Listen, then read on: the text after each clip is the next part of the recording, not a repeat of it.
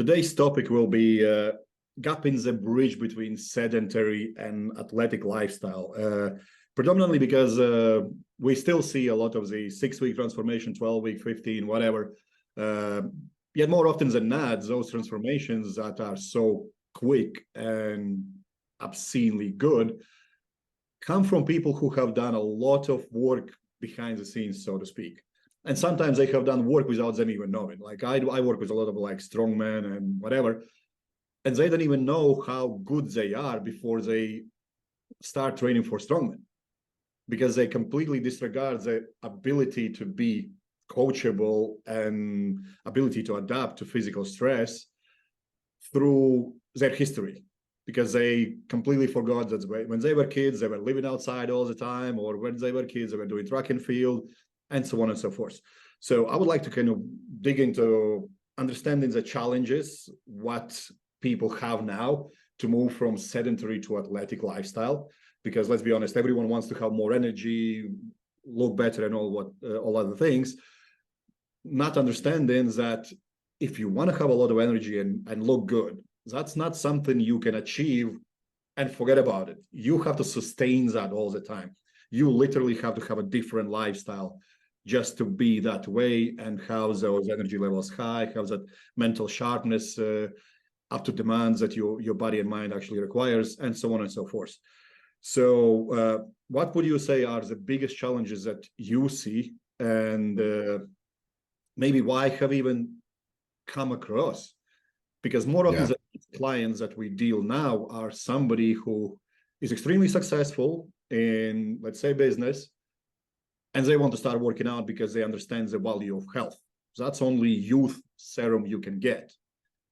But maybe they have not been exposed to anything physical for decades sometimes. Yeah. So let's talk a little bit about the first major roadblock that these people will run into. The first one is actually not going to be doing the work. Doing the work is going to come and go because it's only like 1 hour at a time, right? It's only, I went to the workout and I consistently go and work out, but I don't get the results that I'm needing. Why? Because, well, maybe my nutrition is not on point. Maybe my sleep is not on point. Maybe my mental fortitude is not on point, because just going through the work is not the same, right? The work needs to be challenging enough to cause change. That takes a different mindset. It takes volition, right? It takes the want and need to contract a muscle so hard that that muscle can no longer contract. Taking us that would be, taking a set to failure. Not saying you have to train to failure. I'm just saying it takes that level of commitment to each workout, each time you step into the gym in order to make progress. If you just go in and you're like, okay, my coach prescribed me, whatever rep scheme, it doesn't really matter. Whatever exercise, it doesn't actually matter. And you just kind of do the work, you're not going to get the results. It's just not, I mean, over the course of maybe 10 years, it will, but most people are not going to want to commit to something that they see very slow progress for 10 years. But even then, if you come from a sedentary lifestyle, it's not going to happen in 8 weeks. We're talking at least 1 year, at least, if you're coming from a sedentary background, to even start to visually see really good progress and really good results. That doesn't mean you can't lose body fat quicker than that. We're talking about building muscle, changing the composition of your body, right? That takes time. Even with drugs can only build muscle at a certain rate. The more drugs you take, the faster muscle gets put on is a misconception, right? That is not what actually happens. There is a specific rate that your body can only build things at a certain rate, even when there is a lot of signaling going on. So the first roadblock is going to be mental in the sense of, after the first month or two, motivation will be down. And the thing that's going to carry you through is discipline. Okay. The thing that's going to make you successful or not successful is discipline, with your ability to go into the workouts and train hard, even on days when you don't want to. So how do we do that? Right? Like, it's not about like, just amping yourself up every time or any of that. What it is actually more fundamental than that. It's about doing things that are small, that you don't want to do, that creates a change in your brain. This is actually scientifically proven. So anytime you do something that you don't want to do, this is a crucial point. It has to be something that you don't like doing. When you do that, no matter what it is, you actually create a bigger place in your brain. I'm missing the name, but it doesn't really matter. People aren't really going to understand it. It's an actual part of your brain, kind of like your frontal, or it's got a specific name, and that part of your brain gets bigger, and that part of your brain is associated with will. Okay, it's some people call it your ability to live. Your willpower is what they associate this area of your brain with. That gets bigger every time you do something you don't like. Okay, so what are things that we preach that are simple, not harmful, very simple to do, that people don't like? Go outside every morning. I'm not joking. People don't like to go outside every morning. It is a very hard thing for people to understand that something so simple can drive such a big change. When you do something that you don't like I said, even the smallest thing, like, hey, I'm going to step outside every day for the rest of my life, every single morning. There are going to be days where you're like, man, it's cold outside. I don't want to go. The moment you do it, you reinforce that part of your brain that brings on willpower, right? And when you bring on willpower, that is an immense tool when you go to the gym, right? When you have a lot of willpower, you get yourself there because you committed to yourself. When you're doing a set that's supposed to be hard, you have enough willpower to actually take it to the type of intensity that's going to require you to change, right? That is a fundamental fact between an athlete and somebody who just goes into the gym and goes through the motions. An athlete has an immense amount of willpower. That's what's causing them to change. And it starts, if you're a sedentary person, you've never built that up. You've never trained that part of your brain. You've never trained that. So things that we talk about when it comes to like lifestyle routines, yes, fundamentally they have biological inputs that changes, your circadian rhythm, keeps it intact, keeps neurotransmitters flowing correctly and all that. Yes, it does all of that. And it also has another benefit. It's usually something that people don't like to do. Very minor, but they don't like to do it. And you can reinforce it every day without consequences, right? Like going outside, there's no consequences there, right? Like even if it's, and I'm not joking, it was negative 30 degrees just last week here, right? I still went outside. I still went outside. I still did my cardio outside for, 15, 20 minutes. I'm not telling anybody to, get frozen to death or anything like that. But I promise you, a little snow, a little rain, a little cold for 10 or 15 minutes is not going to hurt anybody. What it will do is it will cause you to do something you don't like. And that, when you commit to it, as simple as that task sounds, will grow your willpower to do other things you don't like, your willpower to do things that are uncomfortable. And that is the starting process. It starts to change how you view your actions. That's fundamental. If you don't start there when you're a sedentary person, you're not going to succeed. And it can be something simple as a 20-second cold shower after you've had a shower as well. Yeah, nobody likes that. Exactly, right? Nobody likes that. And again, just like you said, it can literally be a 20-second thing that you don't like to do that you put on repeat. I don't like to do that. I'm going to do it anyway.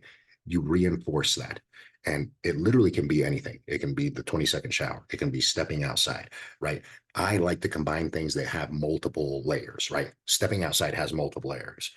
You don't like to do it. Great. That's benefit number one. You go outside, you are engaging with daylight. That's lots of benefits there because of all the episodes that we put out. Sets the circadian rhythm correctly, shoots up cortisol, so you have more energy out the day, right? That's another thing, right? Like people, when they're sedentary, they don't have energy. Well, how are you going to create energy if you don't actually stimulate the proper neurotransmitters and the proper hormones at the right time of the day to give you energy, right? That's where the stepping outside and going outside goes. So stepping outside is fundamental. I cannot stress that enough. when I say that. It is fundamental to making everything work. You step outside, even if it's sitting on your butt. Honestly, you don't even have to do any exercise. Just go outside, view some daylight. If it's cold outside, it's going to be uncomfortable, and that's going to reinforce things even better. If it's hot outside, you're going to probably get more energy much more passively, right? Because of ATP production with the infrared light that's coming through from the sun. So that's already going to be a benefit, a net benefit for that whole morning. And that is a fundamental key step. If there's anything that I can tell anybody that's sedentary right now, if you want to start changing something, it's not the food that you got to concentrate on. It's not the exercise that you got to concentrate on. It's a daily habit of stepping outside every day, committing to yourself that you're going to do it, no matter how uncomfortable it feels, no matter how much you don't want to do it, no matter, because now you're changing your thinking in your brain and increasing your willpower. After a few weeks of just doing that, you're probably going to go, hey, you know what? Since I'm outside, I've started waking up before I'm supposed to go outside. Now you have an hour before you're supposed to go outside. That's an hour of time that you could do some body weight stuff. That's an hour of time that you could dedicate to prepping some good food for the rest of the day. You see what I mean? That little habit then cascades into freeing up more time that you normally would have been asleep because you're tired, right? And now you're awake, and now you can do something productive for yourself, right? Whether that's, you know, concentrating more on business, but if you're trying to get more athletic, it's the other things that we know are important. Setting up the right food schedule for yourself, right? If you wake up an hour before you're supposed to go outside, that's an hour where you can prep some food for that whole day and get really good quality food for the rest of the day. And then you still get to go outside. Or if you already have the food thing down, then it's like, oh, this is an hour that I don't actually have committed to anybody else other than myself. Maybe I should do a workout, right? Maybe I should quickly go to the gym or start doing some body weight stuff, and then go outside, right? Like, it immediately starts changing your sleep wake cycle because you're doing it at the right time of day.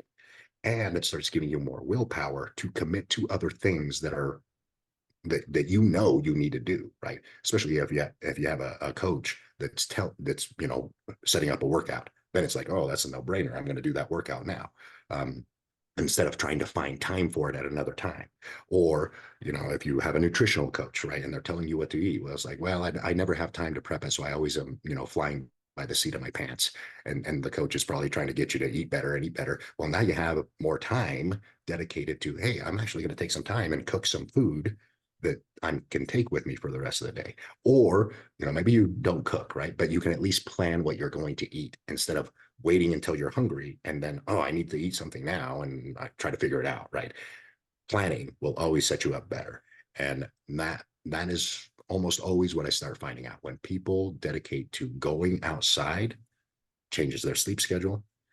It changes how deeply and how well rested they are. So when they wake up, they actually don't feel groggy. They feel more awake, right? It starts to change a lot of things. Do you have anything to add to that?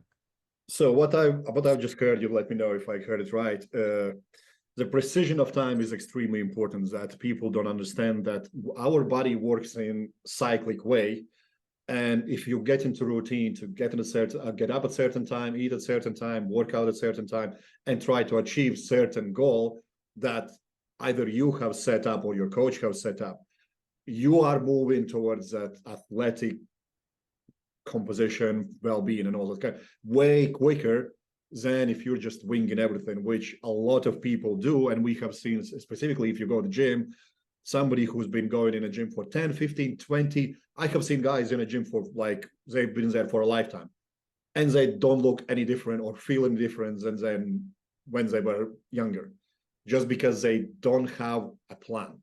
So if you want to improve yourself, you need to, as if you would do with anything else, you need to understand where you're starting and what's your end point. Is that Yeah, correct? yeah. There's that. Yeah, absolutely. And then there's the part of start small, much smaller than you think when you're sedentary, because Yes. you're not trying to change just your body composition when you're sedentary. You're trying to change your mindset around the things that you're going to be required to do, right? That's the thing that people don't understand. You're not going to get fit doing what everybody else is doing because everybody else is unfit, right? You're going to have to do things that are uncomfortable. And not only that, kind of like what you mentioned, you can go to the gym for 5 years, not see any change. Why? Because you went to the gym to be comfortable. You went to the gym and you did the same thing that you do every time, and it was comfortable, right? Yeah, This brings you were me to a breathing. question. What is challenging workout? Can you define me the challenging workout? Because we both know for somebody like you and me, it's going to be a completely different thing. I just worked out with two guys this morning who have been in gym forever. One of them is one of my clients, but I haven't been coaching him face to face for a very long time because I've been traveling a lot. And we did 15 minutes and they both are like, dude, I'm spent. We did 2 exercises. I'm done. And I'm like, I haven't even warmed up yet. What is Yeah, yeah, challenging? yeah. So that workout, those 15 minutes, that was challenging for them, right? That was their challenge. For you, you were just getting started. And that is a fundamental thing that people that really want to change don't understand is eventually you're going to have to turn it up a notch to the point where you are hurting, right? Kind of like when you very first started, right? When you were very first started, anybody, right? Any amount of work, they're going to be sore for pretty much every time they go into the gym. Pretty much every time they go into the gym, they're going to be sore. Eventually, when you've caused enough change, you don't get sore anymore.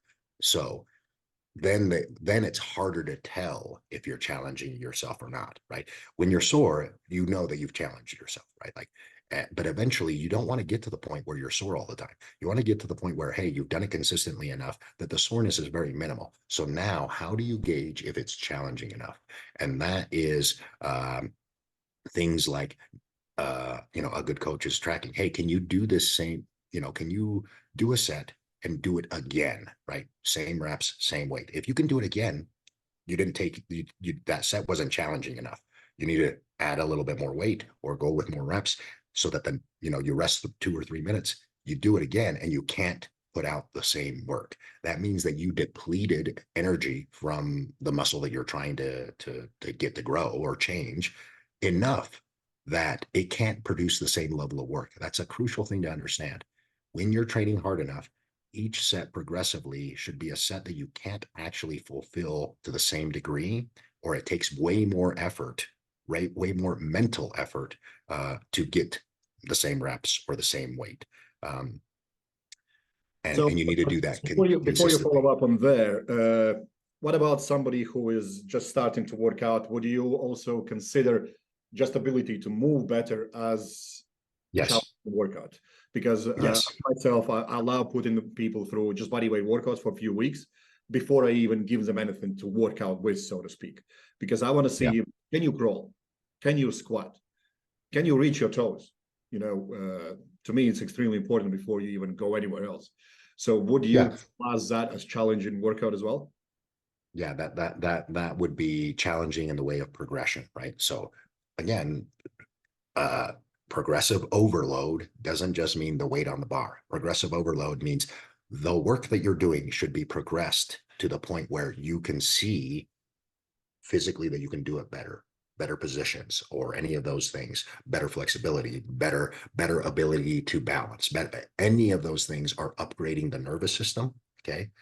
And when you upgrade the nervous system, at the end of the day, innervating a muscle, contracting a muscle requires an upgraded nervous system. It requires you to mentally engage with that muscle hard enough that you stimulate it hard enough that the muscle is essentially slightly damaged, right? It's a little bit more nuanced than that. But key thing that you just mentioned, body weight exercises, ability to move, upgrades your mind muscle connection, if you want to call it that. It upgrades your proprioception, right? And we have an episode where we talk specifically about body weight and proprioception and how upgrading your proprioception of how of feeling out your body and moving your body is a major component to being able to train with weights without injury and lots of stimulus. It changes the curve of lower injury rate, higher stimulus rate. And that's what everybody wants, right? But if you are uncoordinated, if you can't move well, you're probably going to hurt yourself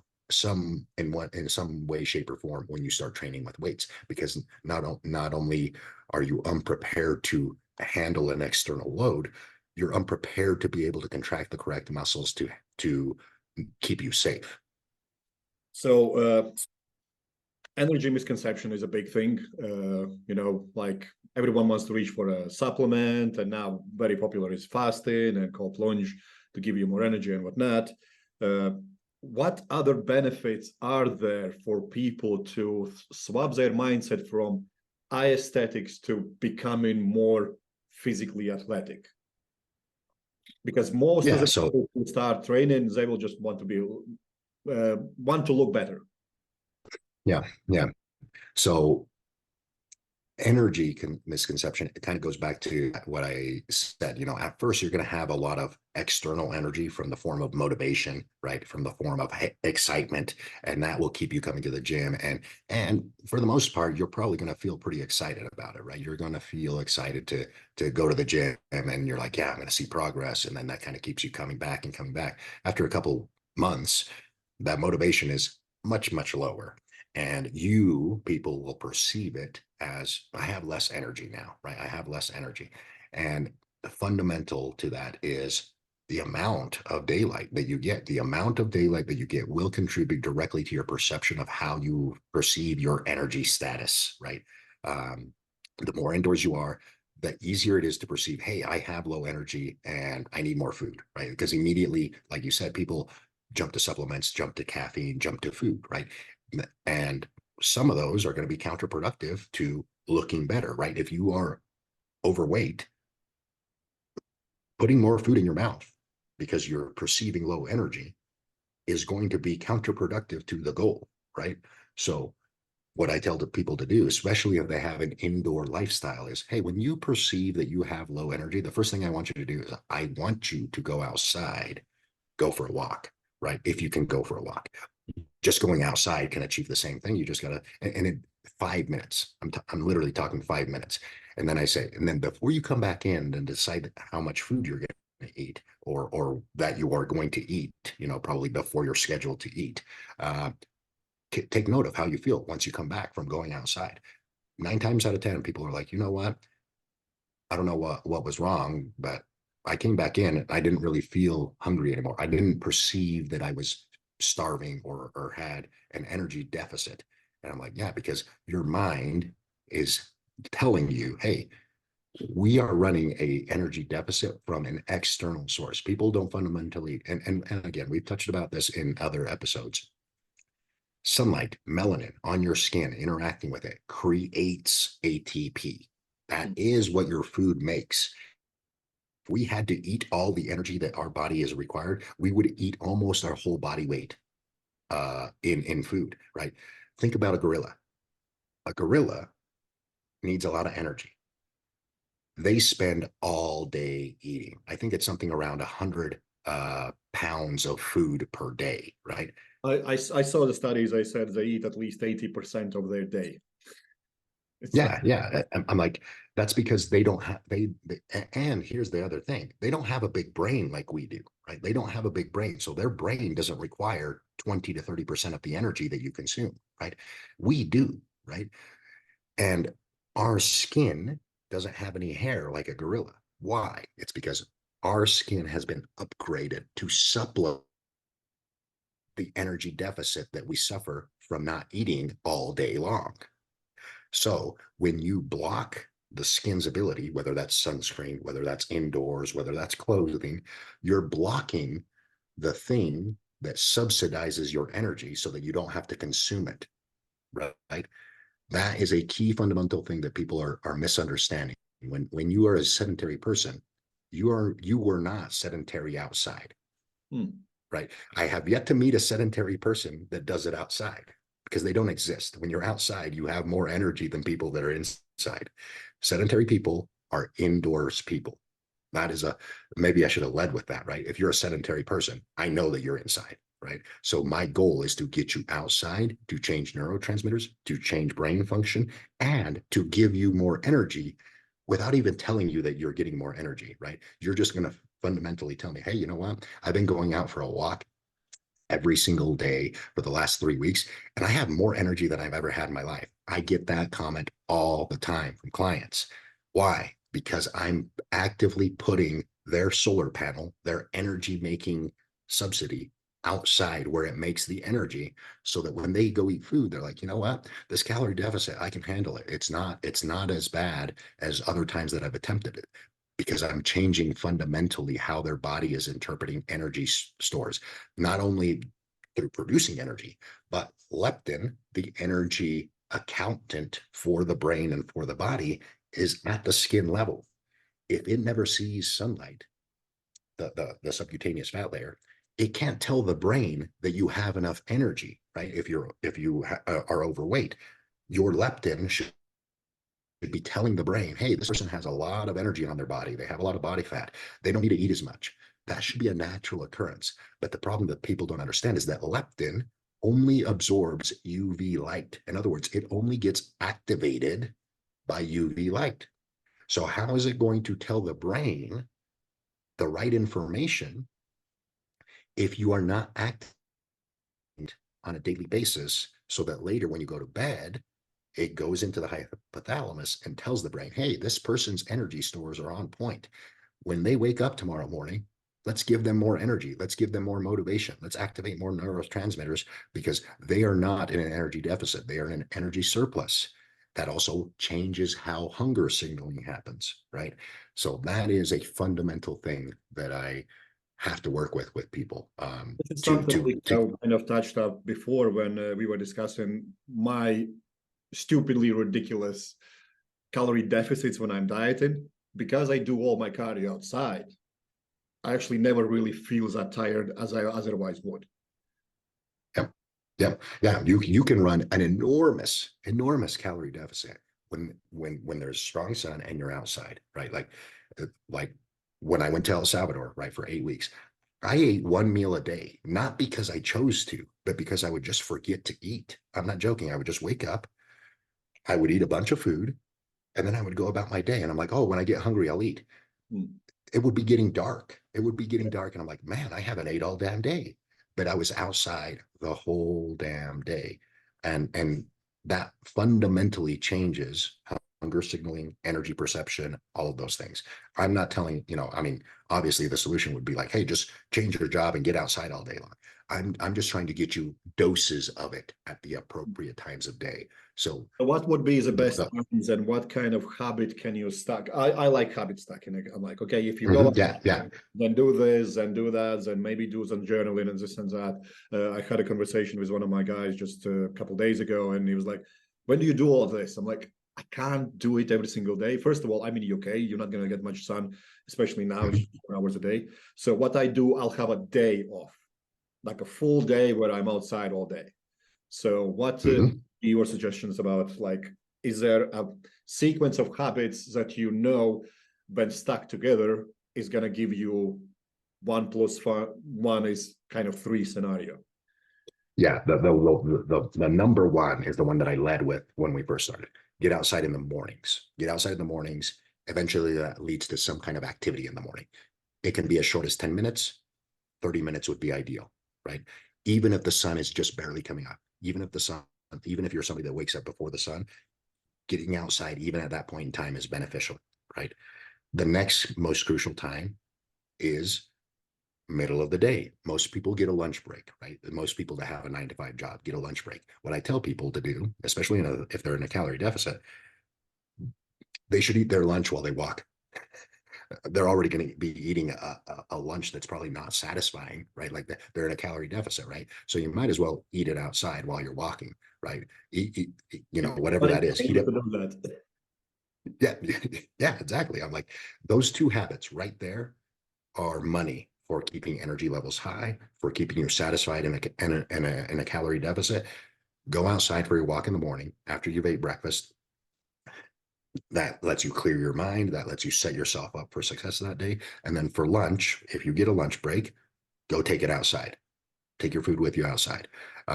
Those two habits are money for setting up good energy, and that's the appropriate times of day that your eyes, your skin should be seeing daylight and engaging with daylight. In the evening time, most people that have a 9 to 5 job, they're going to go to the gym. That's probably when they're going to go work out and stuff like that. So I try not to interfere there, but After the gym, I try to tell people, hey, now it's time to relax, right? You've been at work, you've been a little bit stressed, you went to work out, you relieved a little bit of stress, but you also are, dieting or in an energy deficit. At that point in time, I tell people, eat your food, try to eat it in a relaxed setting, right? Don't eat it in a noisy restaurant. Don't eat it in another place. Eat it at your home, ideal.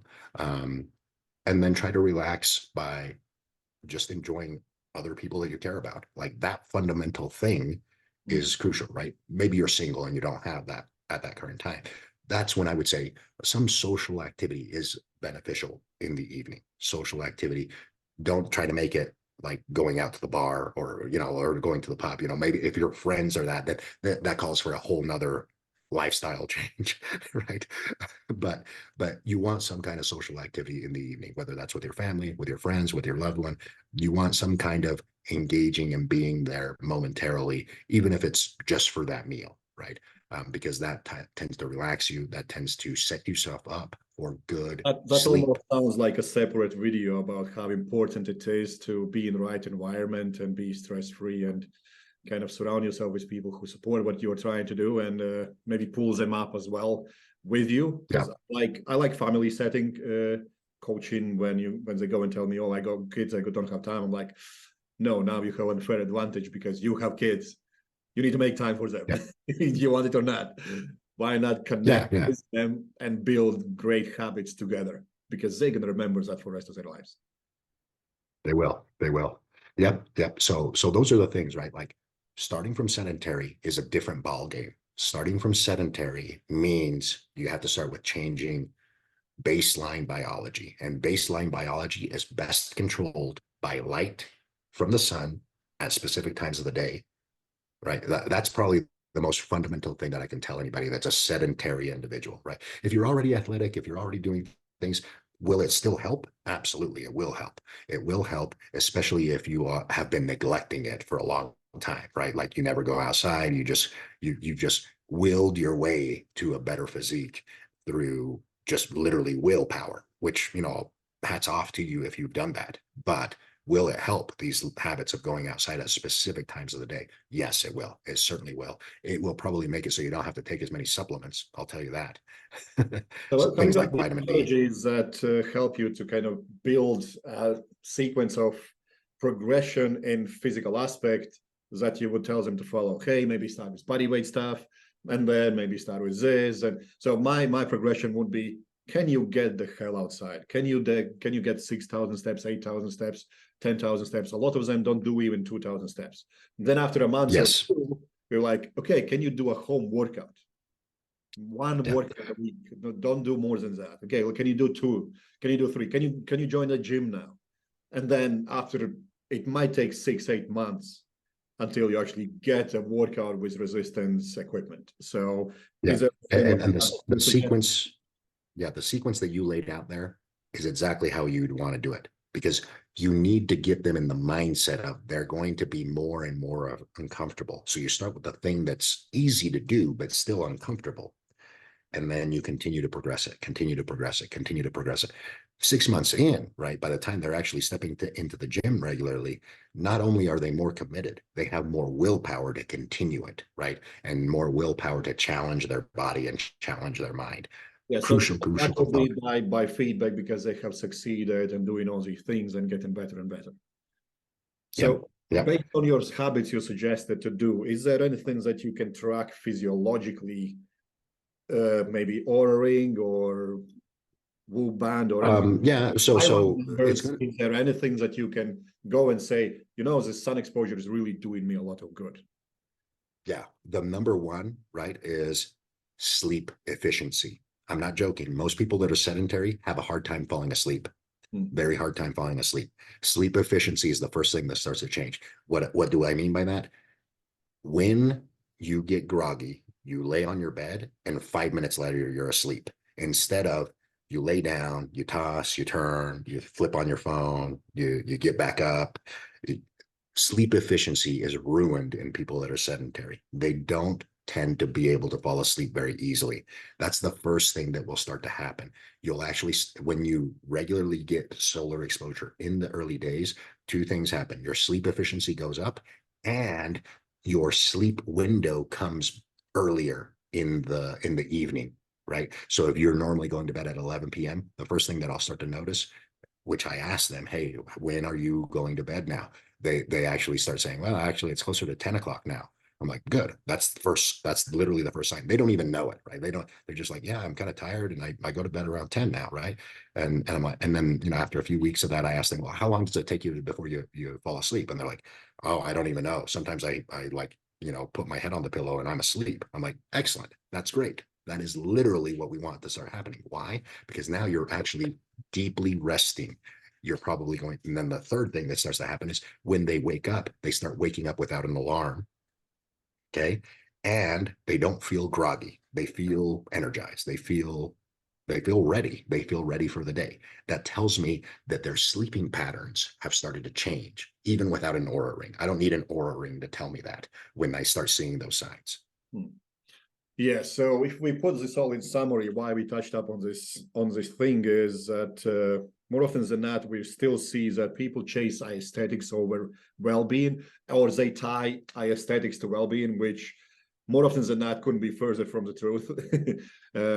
And then to get to the point where you want to have a lot of energy, you want to look great, you want to feel great, you want to be able to go on a holiday and eat whatever the hell you want and come back without extra 20 pounds gained, you are better off focusing on creating more physiologically efficient and powerful body, which is going to be resilient to these one-off changes.